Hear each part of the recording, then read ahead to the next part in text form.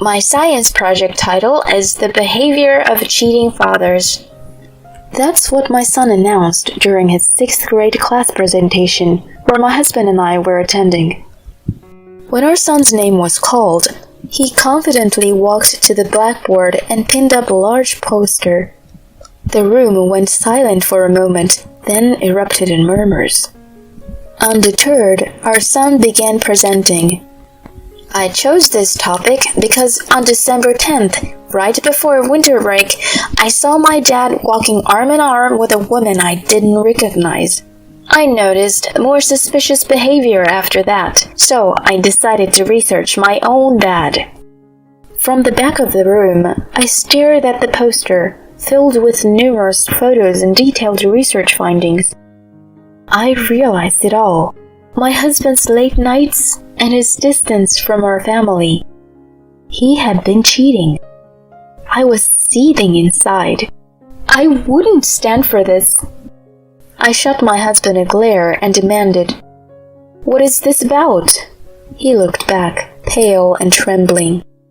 Stay with me to see how this story unfolds. My name is Emily, a 40-year-old working mom. I've been with the cosmetics company I joined right out of college. I've recently been promoted to a manager position and I'm finding it fulfilling. My husband's name is James. We met 14 years ago through a mutual friend. He's set to inherit his father's business and currently works in sales. Despite his occasional recklessness, he's promising and gentle, drawing me closer over time. After dating for 2 years, I happily accepted his dreamy proposal. "Emily, let's build a happy family together." "Aw, James." "Once we are married, I'd love to have kids soon. Hopefully a boy as an heir." "Always in a rush, aren't you, James?" We then began visiting our parents to announce our engagement. My rural folks loved James. Then it was time to meet his parents, Samuel, a company CEO, and Barbara, a housewife. Their lavish home was intimidating, making me nervous. "Don't be tense, Emily," Barbara comforted. "We're delighted to meet you." She serves us tea and seemed like a very sweet lady.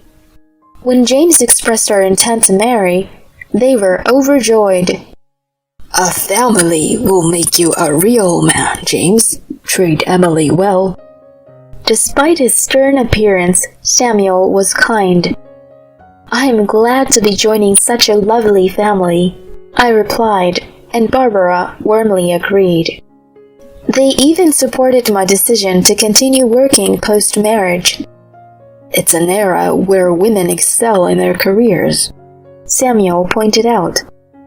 On our way home, James said, "It seems my folks really liked you.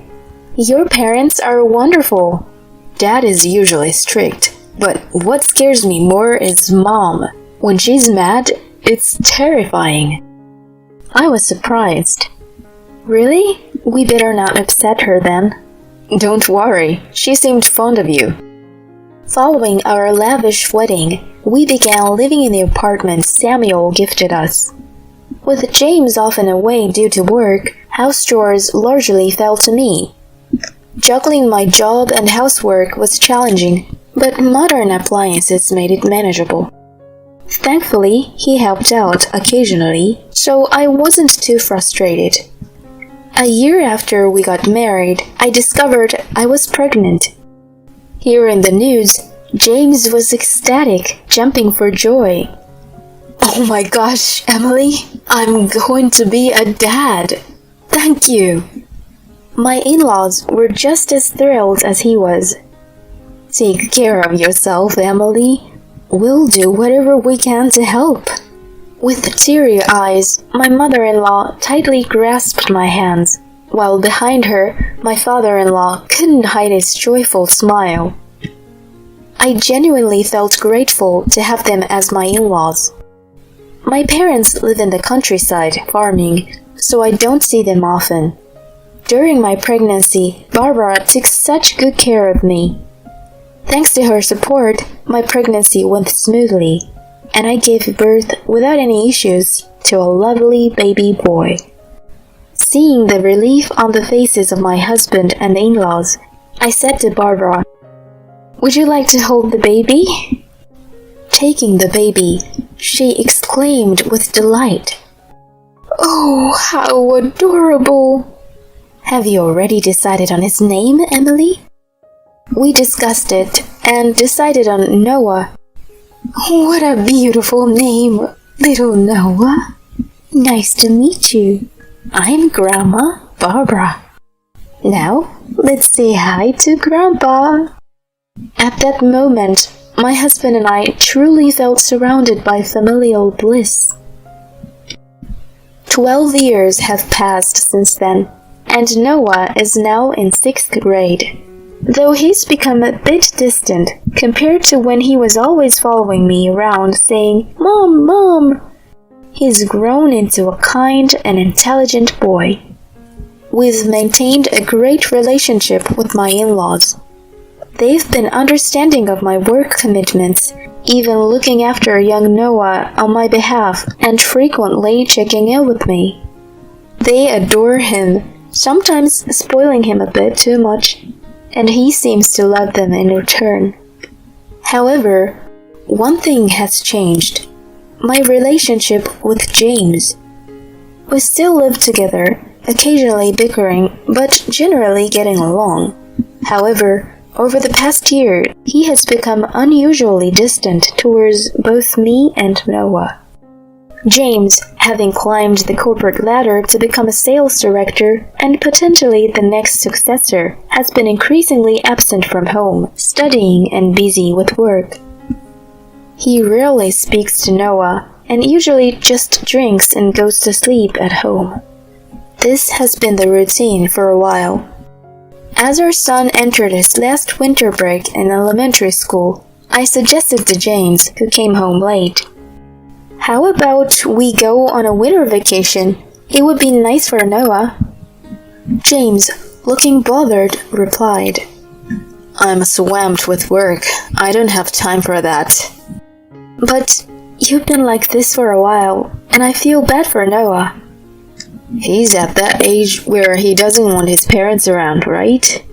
Just let him be," he retorted dismissively and quickly went to sleep. I felt both disappointed and lonely with his response.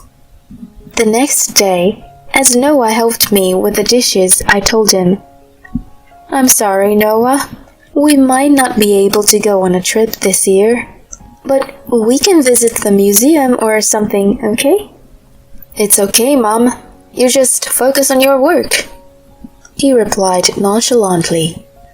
I wondered if James was right about him preferring the company of friends over parents now. "But you have your project, right? Let me know if there's anything I can help with." "I've already decided on my research project topic. I want to focus on that." "I see. Well, I won't bother you then. Good luck with it." Though he still had some childlike traits, I felt proud of how mature he had become. Throughout the winter break, James was busy with work, and I was tied up too, so Noah spent more time at his grandparents'. He seemed engrossed in his assignments and research, staying in his room most of the day. However, we made sure to share dinner together every evening and chat. I believe our mother-son relationship remained strong. Occasionally, I noticed him looking at me as if he wanted to say something, but I decided to wait until he was ready to talk. And just like that, winter break came to an end, and after a little while, the last open class session of elementary school approached. I decided to ask my father-in-law to have James take the day off from work so he could join me for the class visitation. James seemed hesitant and a bit annoyed, but upon my urging, he entered the classroom. The main event for the open class was for each student to present the independent research they had conducted during the break. One by one, The kids presented their findings, like observation of plants or their own handmade crafts. As I watched them with a smile and clapped, a thought struck me. Noah had seemed really engrossed in his independent research, but what was he going to present? He confidently stood in front of the chalkboard and pinned a large poster to it. The title of my research is The Behavior of a Cheating Father. The classroom went silent for a moment, and then suddenly everyone began whispering. Regardless, Noah calmly read out the contents of his poster. First, I'll explain why I chose this topic. On December 10th, just before winter break, I saw my dad walking arm in arm with a woman I didn't recognize. I noticed other suspicious behaviors, so I decided to research my own father. From the back of the classroom, I stared at the poster. It was filled with various photographs and densely written research findings. It all made sense to me then. The reason why my husband has been coming home late and had been so distant was because he had been cheating on me. I was seething. This is unforgivable. I immediately turned to my husband and demanded, "What's this about?" He looked pale and trembling. The teacher quickly interrupted Noah's presentation, and even though he pleaded to continue, the teacher told him he couldn't. From the back, I called out to my son, "Let's go home, Noah. I promise I'll listen to your entire presentation." "Mom." With that, we left the classroom under the curious gazes of others. In the parking lot, I sharply told James, who was turning pale and trying to get into the car, "You can walk home." I drove straight to my in-laws' house with my son. "What happened, Emily? Why isn't Noah in school?" Barbara exclaimed, while her husband looked on with a puzzled look. To them I said, "Please, take a look at Noah's research." I had him spread out his poster on the table. I hadn't been able to see it from the back of the classroom, but the contents were incredibly detailed. It included sections like Observing My Father's Day, with notes like leaves for work at 8:30 a.m., leaves office around 10 a.m. with a new female coworker. They head to a cafe and flirt, return to the office after lunch, leave again at 1:30 p.m. and go to a hotel, then dinner at a restaurant. There were photos he took himself, even one of his father coming out of the hotel. My in-laws were stunned. "Oh my goodness." We should confirm this with James.